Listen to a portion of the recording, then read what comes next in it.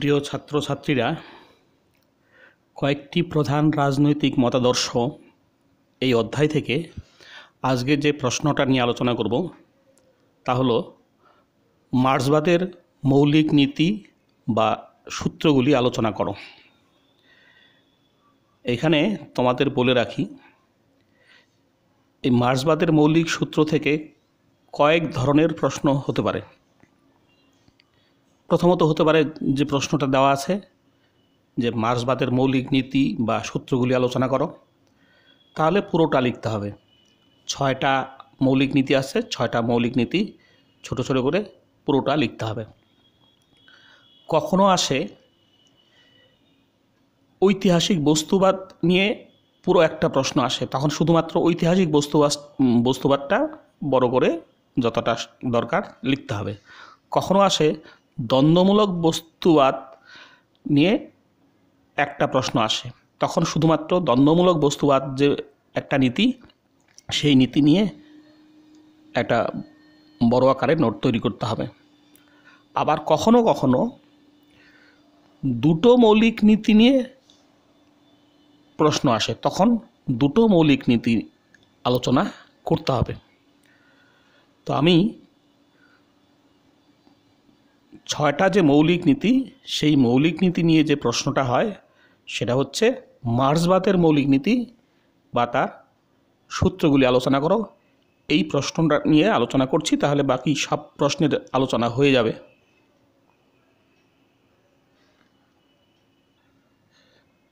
তা প্রথমে হচ্ছে ভূমিকা। ভূমিকায় যেটা বলা যায়, মার্ক্সবাদ সমগ্র মানব সমাজের বিকাশের ধারাকে বিজ্ঞানসম্মত দৃষ্টিকোণ থেকে আলোচনা করেছেন। এই দৃষ্টিকোণটা হচ্ছে বৈজ্ঞানিক দৃষ্টিভঙ্গি।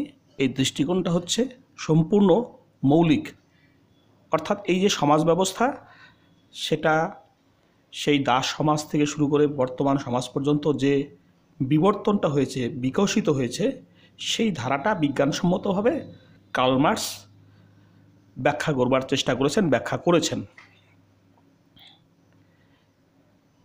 লেনিন মার্ক্সের সংজ্ঞা দিতে গিয়ে বলেছেন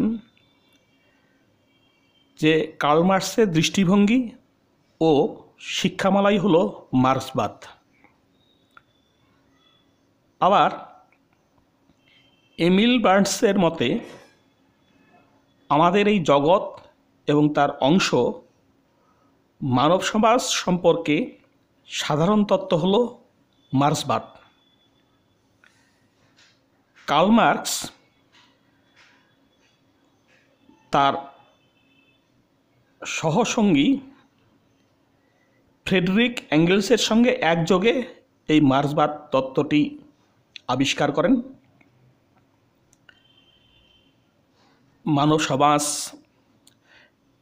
মানব সমাজের কিভাবে উৎপত্তি হয়েছে, কিভাবে বিকশিত হয়েছে, এই মানব সমাজের প্রকৃতি কী এবং ভবিষ্যৎ কী, এই বিষয় নিয়ে অনুসন্ধান করেছেন, বিশ্লেষণ করেছেন এবং সিদ্ধান্তে এসে পৌঁছেছেন।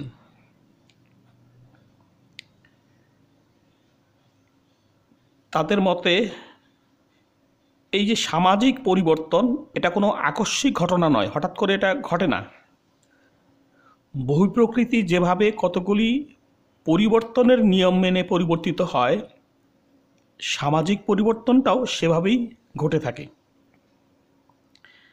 এই সত্যকে কার্ল মার্ক্স বিজ্ঞানসম্মতভাবে প্রতিষ্ঠিত করেছেন। কার্ল মার্ক্সের নাম অনুসারেই এই তত্ত্বের নাম হয়েছে মার্ক্সবাদ। কার্ল মার্ক্সের মৌলিক নীতিগুলি 6টি ভাগে বিভক্ত। তার মধ্যে 1 নম্বর হচ্ছে দ্বন্দ্বমূলক বস্তুবাদ। বস্তুবাদ হলো এই জগতের বা এই পৃথিবীর সমস্ত কিছুই বস্তুময়, অর্থাৎ কার্ল মার্ক্স জগতের সব কিছুকেই বস্তু হিসাবে চিহ্নিত করেছেন। মানুষের অনুভূতি, কোনো কাহিনী, যে কোনো ঘটনাবলী, গাছপালা, প্রকৃতি সমস্ত কিছুই বস্তু হিসাবে চিহ্নিত করেছেন। আর দ্বন্দ্ব কি? দ্বন্দ্ব হচ্ছে এই বস্তুর মধ্যে যে বিপরীতধর্মী গুণাবলী আছে, সেই গুণাবলীর মধ্যে পারস্পরিক যে দ্বন্দ্ব, সেই দ্বন্দ্বকেই বুঝিয়েছেন। বস্তুর যে বিপরীতধর্মী গুণাবলী আছে, সেগুলোর মধ্যে পারস্পরিক দ্বন্দ্বের ফলে বস্তুর যে রূপান্তর ঘটে, এই আলোচনাকেই, এই তত্ত্বকেই কার্ল মার্কস দ্বন্দ্বমূলক বস্তুবাদ বলেছেন। কার্ল মার্কস দার্শনিক হেগেলের দ্বন্দ্বমূলক ভাববাদ নিয়ে গবেষণা করেছেন প্রথমে, কিন্তু হেগেলের যে দ্বন্দ্বমূলক ভাববাদ, সেটাকে পুরোপুরি গ্রহণ করেননি। গ্রহণ না করে আরও বিপরীতধর্মী তত্ত্ব খাড়া করেছেন। বলেছেন দ্বন্দ্বমূলক ভাববাদ বলে কিছু হয় না, দ্বন্দ্বমূলক বস্তুবাদী হচ্ছে আসল বিষয়। তাহলে আমাদের জানা দরকার যে হেগেলের দ্বন্দ্বমূলক ভাববাদে কি বলা আছে। হেগেলের দ্বন্দ্বমূলক ভাববাদে বলা আছে, বস্তুর মধ্যে যে পারস্পরিক দ্বন্দ্ব হয়, সেই বস্তুর বাইরে আলাদা কিছু অস্তিত্ব আছে, যার নাম হচ্ছে ভাব। ভাব হচ্ছে চেতনা, ভাব হচ্ছে ঈশ্বর বা গড। এই বাইরের যে চেতনা বা ভাব, এই ভাবের প্রভাবেই বস্তুর রূপান্তর ঘটে। বস্তুর আভ্যন্তরীণ কারণের জন্য বস্তুর রূপান্তর ঘটে না, বাইরের প্রভাবের জন্য একটা বস্তুর রূপান্তর ঘটে। একটা উদাহরণ নেওয়া যেতে পারে, একটা স্কুল জুনিয়র হাই স্কুল থেকে মাধ্যমিক স্কুলে রূপান্তর ঘটল, পরিবর্তন ঘটল। এখানে হেগেলের মত অনুযায়ী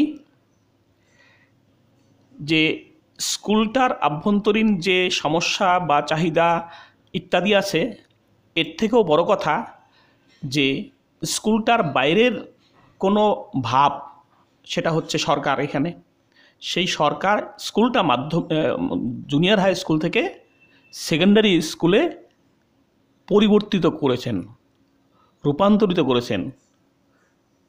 অর্থাৎ হেগেলের বক্তব্য হচ্ছে যে বাইরের ভাব বা চেতনা দ্বারা বস্তুর এই রূপান্তর ঘটে। অর্থাৎ এখানে যে উদাহরণটা আমি দিলাম, এখানে বাইরের ভাবটা হচ্ছে সরকার, সেই সরকার জুনিয়র হাই স্কুলটাকে সেকেন্ডারি স্কুলে রূপান্তরিত করেছে। অর্থাৎ বাইরের ভাবের দ্বারা ওই স্কুল নামক বস্তুটার পরিবর্তন ঘটেছে। এখানেই কার্ল মার্কস যেটা বলেছেন যে না, ভাবের দ্বারা বস্তু রূপান্তর ঘটে না, বাইরের কোনো চেতনা বা ঈশ্বরের দ্বারা বস্তুর কোনো রূপান্তর ঘটে না। বস্তুর রূপান্তর ঘটে বস্তুর ভেতরে যে আভ্যন্তরীণ গুণাবলী আছে, বিপরীতধর্মী গুণাবলী আছে, সেই গুণাবলীর মধ্যে পারস্পরিক দ্বন্দ্ব হয়। সেই দ্বন্দ্বের ফলেই বস্তুর রূপান্তর ঘটে, এক অবস্থা থেকে আরেক অবস্থায় উপনীত হয়।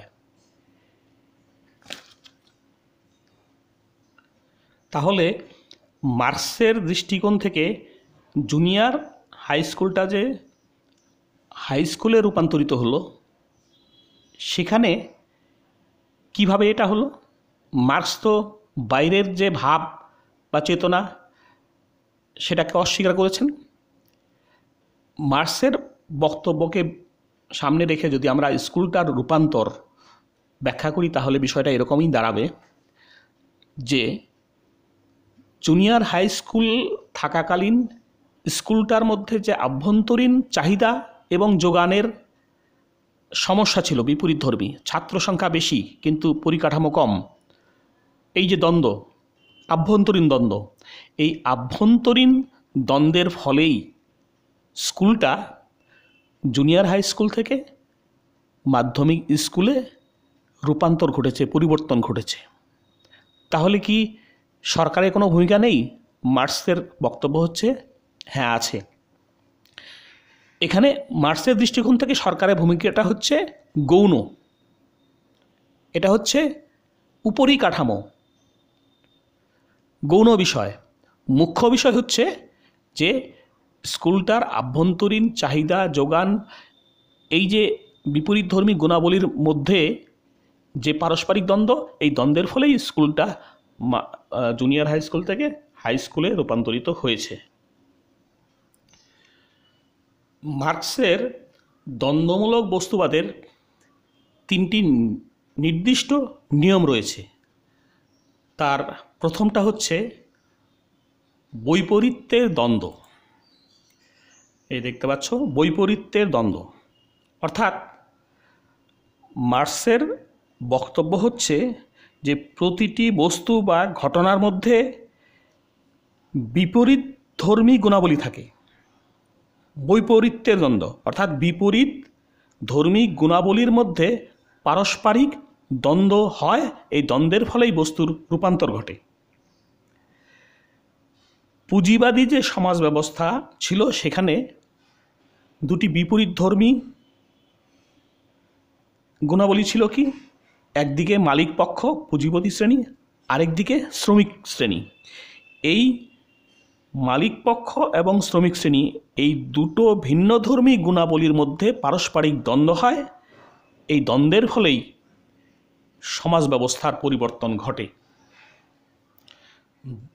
দ্বিতীয় নিয়মটা হচ্ছে পরিমাণগত পরিবর্তন থেকে গুণগত পরিবর্তন। মার্কসের মতে বস্তুর মধ্যে যে বিপরীতধর্মী শক্তিগুলি আছে সেগুলোর মধ্যে যে দ্বন্দ্ব চলে, এই দ্বন্দ্বের পরিমাণগত পরিবর্তন ঘটে। এই দ্বন্দ্বের পরিমাণের পরিবর্তন যখন ঘটে তখনই বস্তুটার গুণগত পরিবর্তন ঘটে। একটা উদাহরণ নেওয়া যেতে পারে। এক কেতলি জলে তাপ দেওয়া হলো, তাপ দিতে দিতে যখন জলের তাপমাত্রা 100 ডিগ্রি সেন্টিগ্রেডে পৌঁছাবে তখন সেই জল বাষ্পীভূত হবে। তা এখানে পরিমাণগত পরিবর্তনটা কি হলো? যে এই যে তাপ দেওয়া হলো, তাপটা আস্তে আস্তে বাড়ছে, আস্তে আস্তে বাড়ছে, তাপের পরিমাণটা বাড়ছে, বাড়তে বাড়তে যখন একটা নির্দিষ্ট সীমায় পৌঁছাচ্ছে, অর্থাৎ 100 ডিগ্রি সেন্টিগ্রেডে পৌঁছাচ্ছে, তখনই সেই জলটার পরিবর্তন ঘটছে। ওই বস্তুটার যে গুণ অর্থাৎ তরল অবস্থাটা আর তরল অবস্থা থাকছে না, গুণগত পরিবর্তন হচ্ছে, অর্থাৎ বাষ্পীভূত হচ্ছে। এইভাবে বস্তুর মধ্যে যে দ্বন্দ্ব, তার সেই দ্বন্দ্বের পরিমাণগত পরিবর্তনের ফলে বস্তুটির গুণগত পরিবর্তন হয়। এইভাবেই সমাজ ব্যবস্থার যে পরিবর্তনটা হয় সেখানেও এই দ্বন্দ্বের ফলে দ্বন্দ্বের যে পরিমাণগত পরিবর্তন, অর্থাৎ ক্ষোভ, বিদ্রোহ, এসব বাড়তে বাড়তে যখন চরম শিখরে পৌঁছে যায় তখনই সেই সমাজ ব্যবস্থার পরিবর্তন হয়ে নতুন একটা সমাজ ব্যবস্থা গড়ে ওঠে, যা গুণগত দিক থেকে ভিন্ন প্রকৃতির।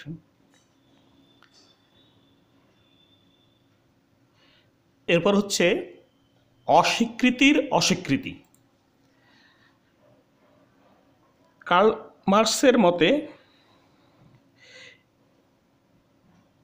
দ্বন্দ্বের ফলে বস্তুর যে পরিবর্তন ঘটে, এই পরিবর্তনের ফলে পুরাতন যে অবস্থাটা সেটাকে অস্বীকার করে নতুন একটা বস্তুর আবির্ভাব ঘটে। পুরাতনকে অস্বীকার না করলে নতুন কখনো আসতে পারে না। পুরাতন অস্বীকৃত হবে, তারপরেই নতুনের আবির্ভাব ঘটবে। জল বাষ্পীভূত হয়ে গেলে পরে জলকে অস্বীকার করা হলো। জল যতক্ষণ জল থাকবে ততক্ষণ বাষ্প হবে না, জলকে অস্বীকার করে বাষ্পীভবন ঘটবে। এইভাবে অস্বীকৃতি ঘটে। আবার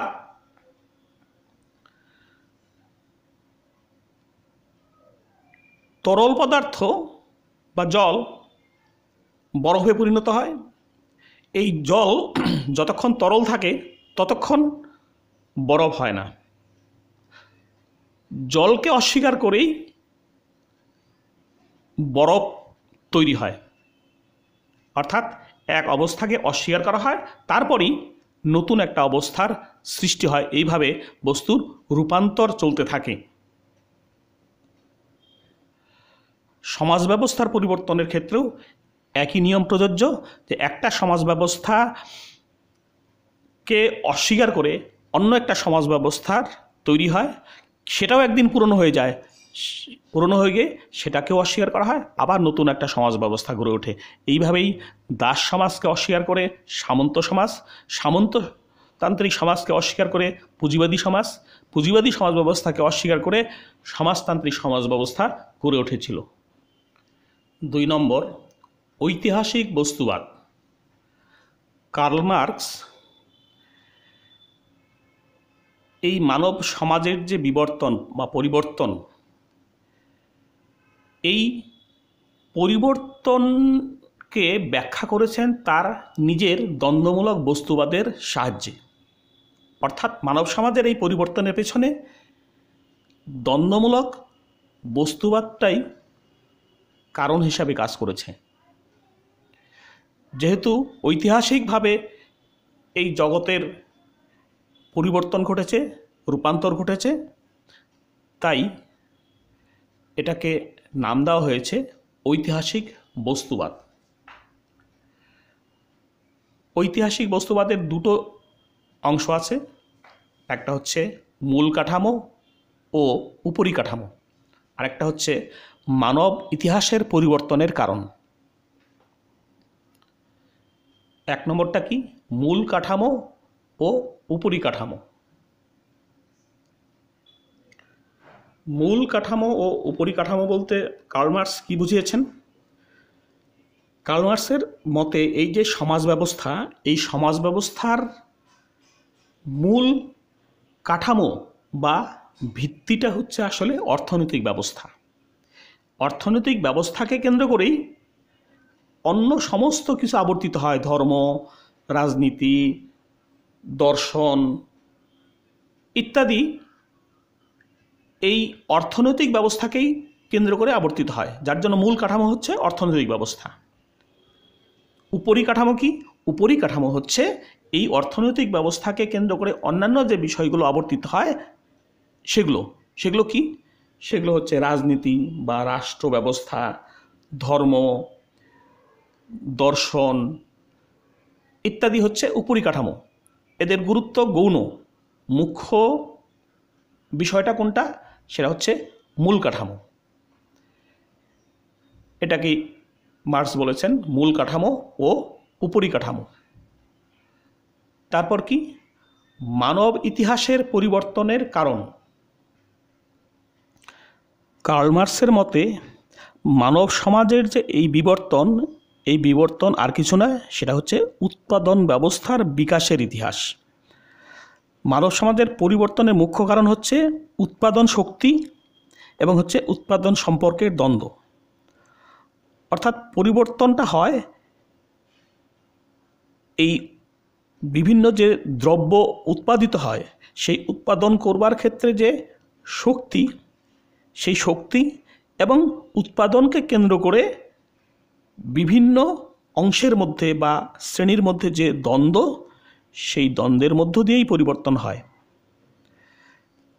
আদিম যে সাম্যবাদী সমাজ ছিল, যেখানে কোনো শ্রেণী ছিল না, সবাই বনে জঙ্গলে বাস করত, প্রতিদিন ফল সংগ্রহ করে, কাঁচা মাংস সংগ্রহ করে খেত, ফলে তখন কোনো ধনী দরিদ্রের ফারাক ছিল না, কোনো শ্রেণী দ্বন্দ্ব ছিল না, সবাই একটাই শ্রেণী।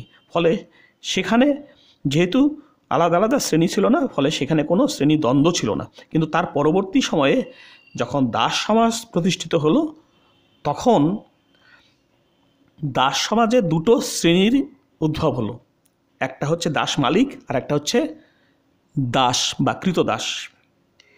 এই দাস বা কৃতদাসদেরকে শোষণ করতে হচ্ছে দাস মালিকরা, দাস প্রভুরা। ফলে শ্রমিকদের, দাসদের মধ্যে বা কৃতদাসদের মধ্যে এই শোষিত হতে হতে, তাদের বঞ্চিত হতে হতে তাদের মধ্যে ক্ষোভের সঞ্চার হয়। ক্ষোভটা যখন চরম আকার ধারণ করে তখন বিপ্লবের মধ্য দিয়ে সমাজ ব্যবস্থাটার পরিবর্তন করে নতুন একটা সমাজ ব্যবস্থা নিয়ে আসে, তার নাম হচ্ছে সামন্ততান্ত্রিক সমাজ ব্যবস্থা। এই যে দাস সমাজ থেকে সামন্ততান্ত্রিক সমাজ ব্যবস্থা গড়ে উঠল, সেখানে কার্ল মার্কসের যে দ্বন্দ্বমূলক বস্তুবাদ, তার যে তিনটি নিয়ম, সেই তিনটি নিয়ম প্রতিফলিত হয়েছে। কিভাবে প্রতিফলিত হয়েছে? প্রথম নিয়মটা কী ছিল দ্বন্দ্বমূলক বস্তুবাদের? বৈপরীত্যের দ্বন্দ্ব। অর্থাৎ একদিকে দাস, অন্যদিকে দাস প্রভু বা দাস মালিক। এরা হচ্ছে বিপরীতধর্মী একটা গুণাবলী, একটা অংশ। এই বিপরীতধর্মী শক্তির মধ্যে পারস্পরিক দ্বন্দ্ব হয়েছে। এটা হচ্ছে দ্বন্দ্বমূলক বস্তুবাদের বৈপরীত্যের দ্বন্দ্ব। 2 নম্বরটা কি ছিল? 2 নম্বরটা ছিল পরিমাণগত পরিবর্তন থেকে গুণগত পরিবর্তন। অর্থাৎ এই দাসদের বা কৃতদাসদের যে ক্ষোভ যন্ত্রণা, এই ক্ষোভ যন্ত্রণা বাড়তে বাড়তে একটা চূড়ান্ত পর্যায়ে গেছে, সহ্যের সীমার বাইরে গেছে। তখনই তারা বিদ্রোহ করেছে দাস ব্যবস্থার বিরুদ্ধে। অর্থাৎ তাদের ক্ষোভের, তাদের যন্ত্রণার, তাদের বিপ্লবের পরিমাণগত পরিবর্তন ঘটেছে। ক্ষোভের মাত্রা আস্তে আস্তে বেড়েছে। ওই কেতলিতে তাপ দেওয়ার মতো করে তাপটা আস্তে আস্তে বেড়েছে। এই বাড়তে বাড়তে যখন নির্দিষ্ট একটা সীমায় পৌঁছেছে, তখন দাস ব্যবস্থাটা ভেঙে নতুন একটা সামন্ততান্ত্রিক ব্যবস্থা তৈরি হয়েছে। তাহলে যেটা দাঁড়ালো কি? 2 নম্বর পয়েন্টটা কি ছিল? যে পরিমাণগত পরিবর্তন থেকে গুণগত পরিবর্তন। অর্থাৎ এই ক্ষোভের জায়গাটার, বিপ্লবের জায়গাটার পরিমাণগত পরিবর্তন হয়েছে। এর থেকে কি গুণগত পরিবর্তন? অর্থাৎ দাস ব্যবস্থা থেকে অন্য একটা সমাজ ব্যবস্থা তৈরি হয়েছে, সামন্ততান্ত্রিক সমাজ ব্যবস্থা। অর্থাৎ সমাজ ব্যবস্থার একটা গুণগত পরিবর্তন ঘটেছে। 3 নম্বরে কি বলা ছিল? দ্বন্দ্বমূলক বস্তুবাদের অস্বীকৃতির অস্বীকৃতি। এটা কি করে প্রতিফলিত হলো এই ঐতিহাসিক বস্তুবাদে, মানব ইতিহাসের পরিবর্তনের কারণ হিসাবে? দাস ব্যবস্থাকে অস্বীকার করা হলো। অস্বীকার করে আবার একটা নতুন ব্যবস্থার জন্ম হলো সামন্ততান্ত্রিক সমাজ ব্যবস্থা। তাহলে এই সামন্ততান্ত্রিক সমাজ ব্যবস্থা একসময় পুরাতন হয়ে যাবে। তখন এই সামন্ততান্ত্রিক সমাজ ব্যবস্থার বিরুদ্ধেও আবার রুখে দাঁড়িয়ে নতুন সমাজ ব্যবস্থা গড়ে তুলবে, সেটা হচ্ছে পুঁজিবাদী সমাজ ব্যবস্থা। তাহলে যে দাস ব্যবস্থাকে অস্বীকার করে সামন্ততান্ত্রিক সমাজ ব্যবস্থা গড়ে তোলা হলো, আবার সেই সামন্ততান্ত্রিক সমাজ ব্যবস্থাটাকেও আবার অস্বীকার করা হলো। এই যে অস্বীকার, এটাকে বলা হচ্ছে অস্বীকৃতির অস্বীকৃতি। এইভাবে দাস ব্যবস্থা থেকে সামন্ততান্ত্রিক সমাজ ব্যবস্থা, সামন্ততান্ত্রিক সমাজ ব্যবস্থা থেকে পুঁজিবাদী সমাজ ব্যবস্থা, এবং পুঁজিবাদী সমাজ ব্যবস্থা থেকে সমাজতান্ত্রিক সমাজ ব্যবস্থা গড়ে ওঠে। সমাজতান্ত্রিক সমাজ ব্যবস্থায় যেহেতু ব্যক্তিগত মালিকানা থাকে না, সমস্ত সম্পত্তি, সমস্ত কারখানার মালিক হয় হচ্ছে সমাজ বা সমাজের অংশ হিসাবে রাষ্ট্র। তাই ব্যক্তিতে ব্যক্তিতে কোনো তফাৎ থাকে না। সবাই তখন রাষ্ট্রের অধীনে বা সমাজের অধীনে কর্মচারী। একটাই শ্রেণী, সেটা হচ্ছে শ্রমিক শ্রেণী। ফলে তখন আর শোষণ থাকে না, শোষণের এইভাবে অবসান ঘটে। 3 নম্বর হচ্ছে উদ্বৃত্ত মূল্যের তত্ত্ব।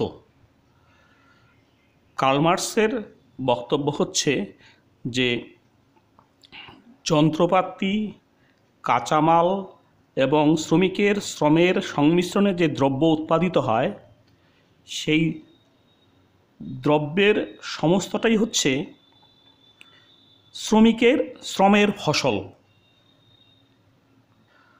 উৎপাদিত দ্রব্য পুরোটাই শ্রমিকদের ভোগ করার কথা, কিন্তু পুঁজিবাদী সমাজ ব্যবস্থায় সেটা তারা করতে পারে না, কারণ পুঁজিপতি শ্রেণী অর্থাৎ মালিক শ্রেণী এই শ্রমিকদেরকে শোষণ করে যে দ্রব্য বিক্রি করে যে লাভ হয়, সেই লাভের খুব একটা সামান্য অংশ শ্রমিকদেরকে দেয়, আর বাকি যে উদ্বৃত্ত অংশটুকু সেটা মালিক নিজে ভোগ করে, কুক্ষিগত করে।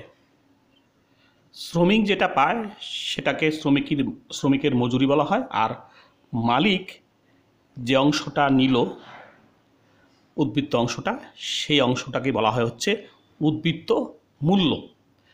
একটা উদাহরণ নেওয়া যেতে পারে, যে কোনো একটা কারখানায় কাঁচামাল, শ্রমিকের শ্রম ইত্যাদি দিয়ে যে দ্রব্য উৎপাদিত হলো, তাতে লাভ হলো 4,000 টাকা। এই 4,000 টাকার মধ্যে কাঁচামাল যন্ত্রপাতির জন্য গেছে কত? 1,000 টাকা। শ্রমিকের মজুরি বাবদ কত গেছে? 1,000 টাকা। তাহলে উদ্বৃত্ত রইল কত? উদ্বৃত্ত রইল হচ্ছে 2,000 টাকা। এই টাকাটা শ্রমিক পাবে না, কারণ শ্রমিক তো 1,000 টাকা পেয়েছে। এই 2,000 টাকা মালিক ভোগ করবে, মালিকের পকেটে যাবে।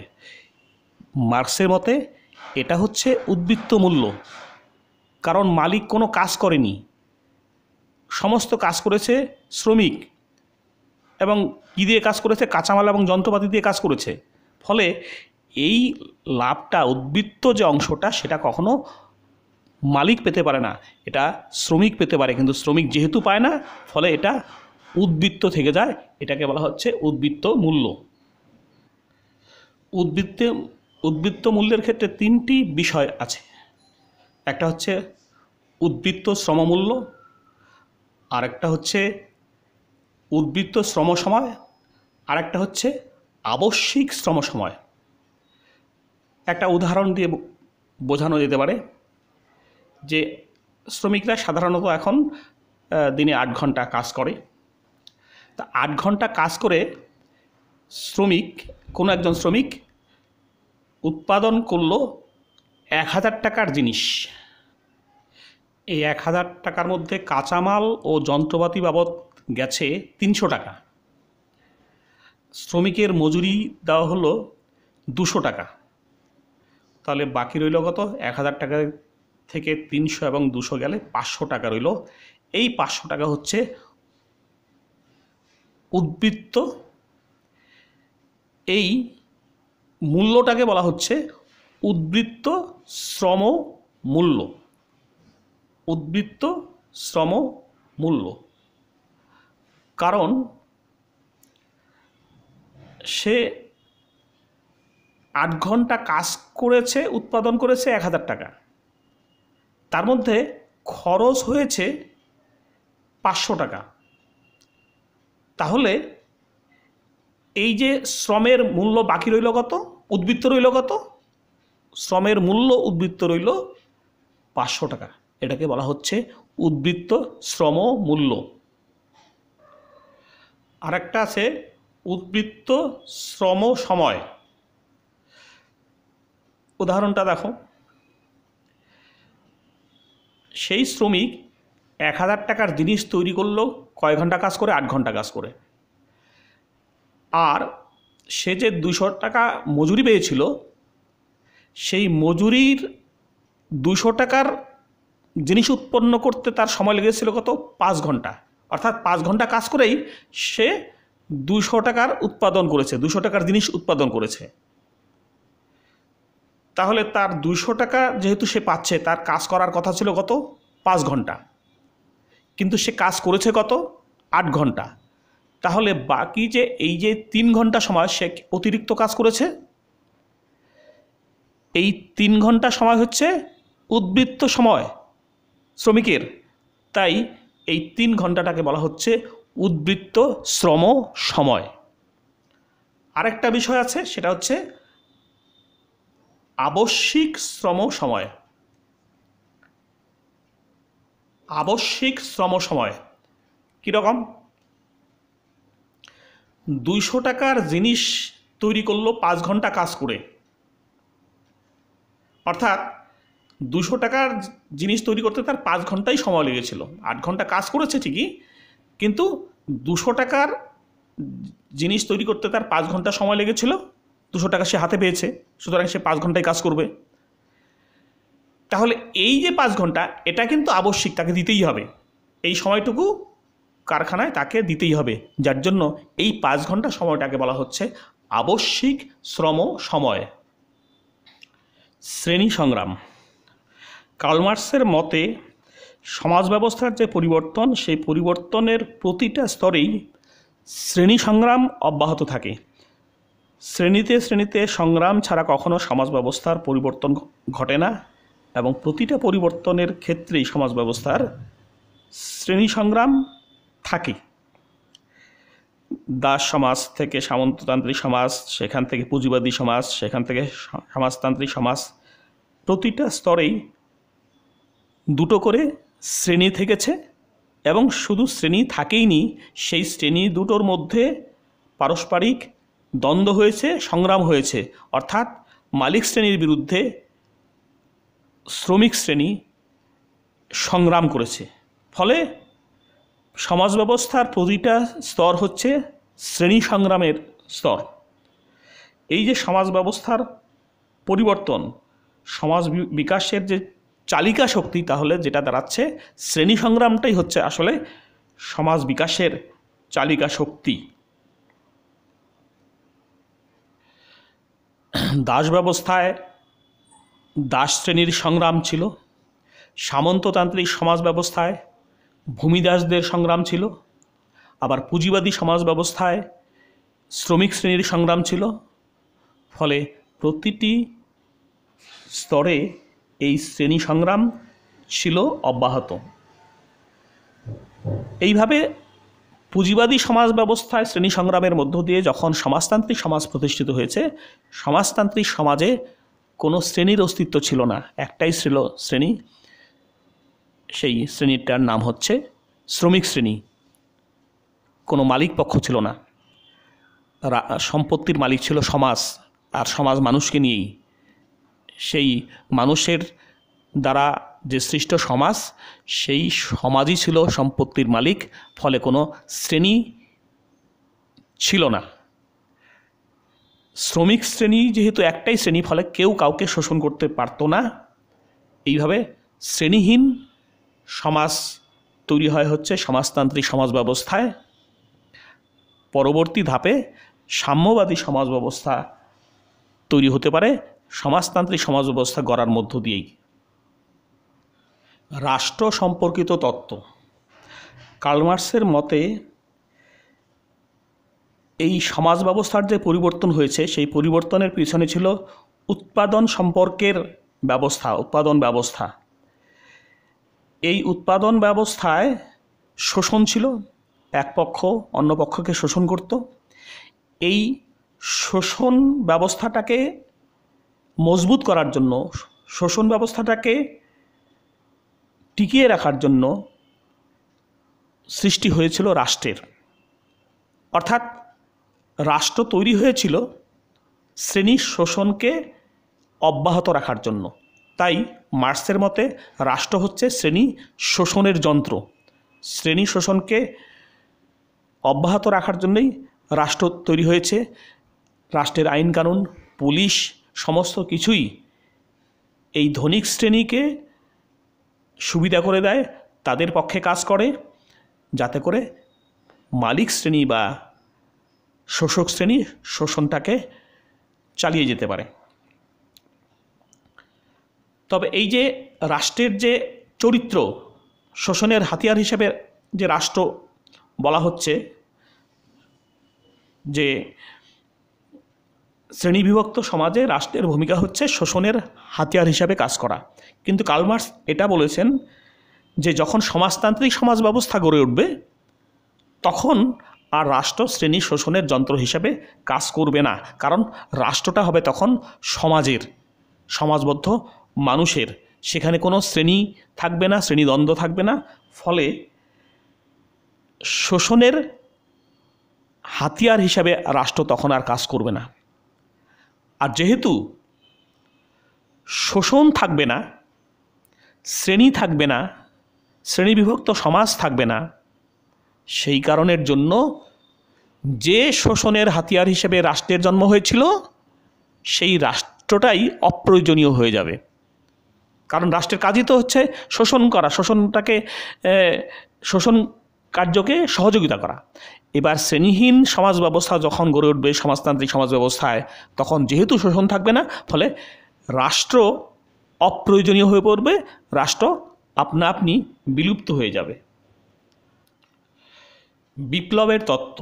বিপ্লব কথাটার মানে হচ্ছে পরিবর্তন, পুরাতন ব্যবস্থা অস্বীকার করে নতুন ব্যবস্থার জন্ম দেওয়া, একেই বলা হয় হচ্ছে বিপ্লব। এই সমাজ ব্যবস্থা পরিবর্তনের ক্ষেত্রে বিপ্লবী চালিকা শক্তি হিসাবে কাজ করে। বিপ্লবের কারণ হচ্ছে পুরাতন উৎপাদন ব্যবস্থার সঙ্গে নতুন যে উৎপাদন ব্যবস্থা তার বিরোধ। এই বিরোধের ফলেই বিপ্লব সংগঠিত হয় এবং এই বিপ্লবের মধ্য দিয়ে পুরাতন সমাজ ব্যবস্থা ধ্বংস করে নতুন সমাজ ব্যবস্থা গড়ে ওঠে। এই বিপ্লব কারা করছে তার উপর ভিত্তি করে বিপ্লবের প্রকৃতি নির্ধারিত হয়। কখনো দাসরা বিপ্লব করে দাসপ্রভুদের বিরুদ্ধে, কখনো ভূমিদাসরা বিপ্লব করে সামন্ত প্রভুদের বিরুদ্ধে, কখনো শ্রমিকরা বিপ্লব করে পুঁজিপতিদের বিরুদ্ধে। ফলে যখন যারা বিপ্লব করছে সেই শ্রেণীর বিপ্লব অনুযায়ী বিপ্লবের চরিত্র নির্ধারিত হয়। সামন্ততান্ত্রিক সমাজ ব্যবস্থার বিরুদ্ধে বিপ্লব করেছিল হচ্ছে বুর্জোয়া শ্রেণী। তারা কিন্তু শোষণের অবসান চায়নি। এই বুর্জোয়া শ্রেণী তারা সামন্ততন্ত্রকে ধ্বংস করতে চেয়েছিল এবং ধ্বংস করে নতুন ব্যবস্থা নিয়ে এসেছিল, সেটা হচ্ছে পুঁজিবাদী ব্যবস্থা।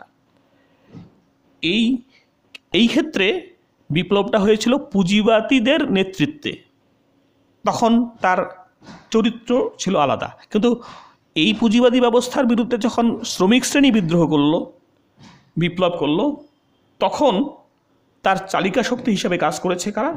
শ্রমিক শ্রেণী ও কৃষক শ্রেণী।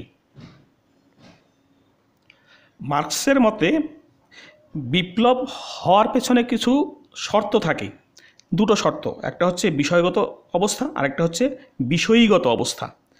বিষয়গত অবস্থা কোনটা? বিষয়গত অবস্থা হচ্ছে বৈপ্লবিক পরিস্থিতি, অর্থাৎ দেশের রাজনৈতিক অবস্থা, কারা ক্ষমতায় আছে, অর্থনৈতিক অবস্থাটা কি আছে, শোষণ আছে কি না, এই যে ইত্যাদি ব্যবস্থাগুলো, এগুলোকে বলা হচ্ছে বিষয়গত অবস্থা। আর বিষয়ীগত অবস্থা কি? বিষয়ীগত অবস্থা হচ্ছে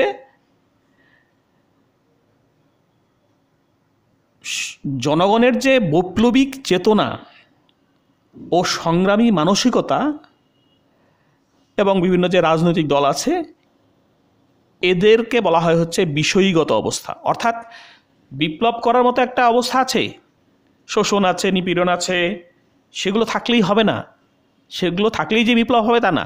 এই বিপ্লব হওয়ার জন্য আবার কিছু বিষয়ীগত অবস্থা লাগবে।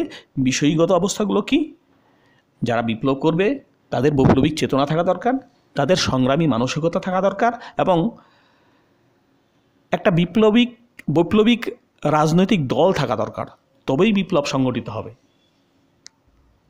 মূল্যায়ন। কার্ল মার্কসের যে মৌলিক নীতিগুলো, সেই মৌলিক নীতিগুলো বিজ্ঞানসম্মত একটা নীতি হলেও এর যথেষ্ট সমালোচনা হয়েছে। সমালোচকরা বিভিন্ন দৃষ্টিকোণ থেকে এর সমালোচনা করবার চেষ্টা করেছেন। যেমন বলা হয়েছে যে এই মতবাদে বস্তুকেই প্রাধান্য দেওয়া হয়েছে, চিন্তা চেতনা এগুলোর কোনো গুরুত্ব এখানে দেওয়া হয়নি। আবার শুধুমাত্র অর্থনৈতিক ব্যবস্থাকেই সমাজ বিকাশের মূল প্রতিপাদ্য বিষয় করা হয়েছে, প্রধান ভিত্তি করা হয়েছে, কিন্তু শুধুমাত্র অর্থনৈতিক ব্যবস্থাই এই পরিবর্তনের কারণ হতে পারে না। ধর্মীয় অনুভূতি, ভাবাবেগ, আদর্শ, প্রেম, প্রীতি, ভালোবাসা, এই বিষয়গুলো এগুলোও যথেষ্ট গুরুত্বপূর্ণ সমাজ ব্যবস্থা পরিবর্তনের ক্ষেত্রে। উদ্বৃত্ত মূল্যের ক্ষেত্রে এই মার্ক্সবাদে শুধুমাত্র শ্রমিকের মূল্যের উপরই বেশি গুরুত্ব দিয়েছে, কিন্তু অন্যান্য যে উপাদানগুলো আছে সেগুলোর উপর গুরুত্ব দেওয়া হয়নি। তাছাড়া বলা হচ্ছে যে ধনতান্ত্রিক ব্যবস্থাগুলোতে বর্তমানে কোনো শ্রেণী সংগ্রাম দেখা যাচ্ছে না। ফলে কার্ল মার্ক্সের তত্ত্ব অনুযায়ী যে শ্রেণী শোষণ থাকলেই যে সংগ্রাম হবে সেটা কিন্তু বর্তমান যুগে দেখা যাচ্ছে না। আর কার্ল মার্ক্সের রাষ্ট্রচিন্তায় রাষ্ট্রকে শ্রেণী শোষণের যন্ত্র হিসাবে ব্যাখ্যা করা হয়েছে, কিন্তু রাষ্ট্র শুধুমাত্র শ্রেণী শোষণের যন্ত্র নয়, রাষ্ট্র একটা উন্নয়নমূলক সামাজিক সংস্থা।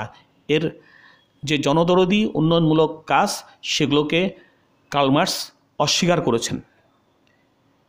এইসব সমালোচনা সত্ত্বেও কার্ল মার্ক্সের যে নীতি, সেই নীতির গুরুত্বকে আমরা কখনোই অস্বীকার করতে পারি না। শোষিত মানুষের সার্বিক যে মুক্তি কামনা, সেই মুক্তি কামনায় যে উন্নততর সমাজ ব্যবস্থা গড়ে উঠতে পারে তার যে দিক নির্দেশ করেছেন কার্ল মার্ক্স, তার গুরুত্বকে কোনো অবস্থাতেই অস্বীকার করা যায় না।